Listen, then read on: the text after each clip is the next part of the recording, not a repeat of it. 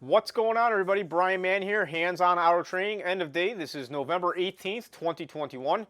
What do you do with no-code diagnostics? When we got symptoms or multiple problems on a vehicle and no codes, what do? Go ahead and put it in the comments. I'd like to hear what you guys do, and I'm going to tell you a story. I don't have a lot of video to go along with it, but I'm going to go ahead and tell you a story of today on a 2008 Nissan Altima. There was a crank, actually no crank, no start situation. But first, I want to remind you guys, tomorrow we're giving away a U-scope to a lucky subscriber to the membership site of the Hands-On Auto Training Core or Premium. So if you're signed up for either one of those, you are entered in to win a U-scope. And this is a great little tool to have, let me tell you. And also, guys, premium members, we have a meeting tonight at 8 p.m. Eastern Standard Time, so don't forget that. So today started out with a 2008 Nissan Altima. This was a no crank, no start situation that came from the auction.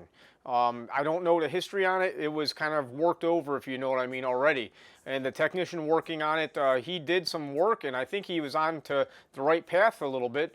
But I'll tell you what happened. I got there, I did scan it. We were using a snap-on tool to scan it at first, and I had 0 codes in this vehicle. Actually, I take that back. There were a couple of ABS codes, wheel speed sensor codes, but I don't see that causing a vehicle not to start.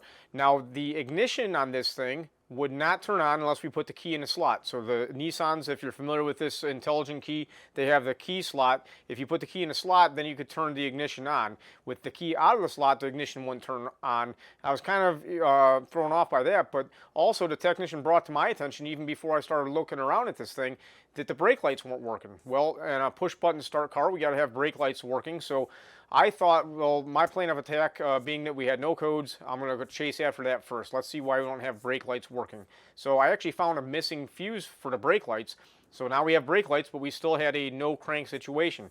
The technician did make me aware that if he jumpered something under the hood, he could get the starter to crank and the vehicle would actually start and run.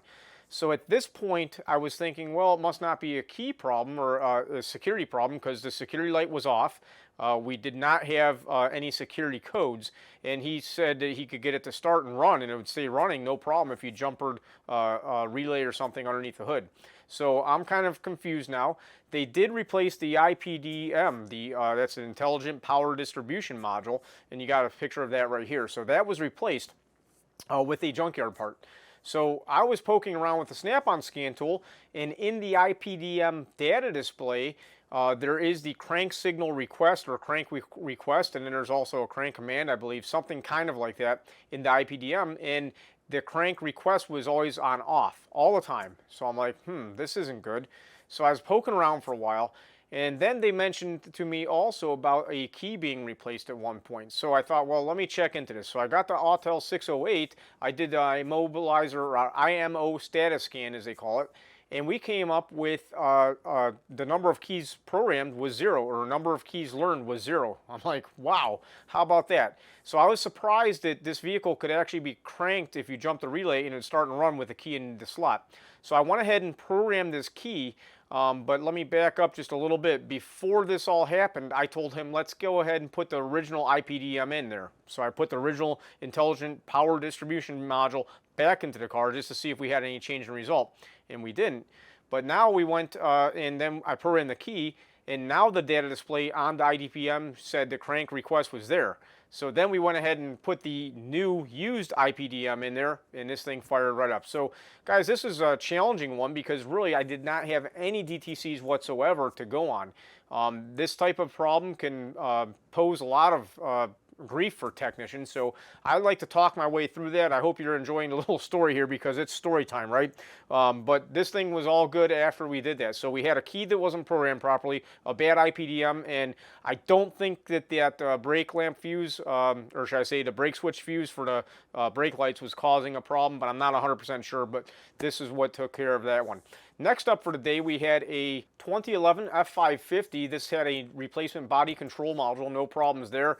I made an error when I quoted a job. I didn't realize you had to have 2 keys on that one. I was just, I don't know, I wasn't thinking. That's what happens. We don't think, and we make the wrong call. So I ended up eating the key on that one just to get the thing down the road. No problem there.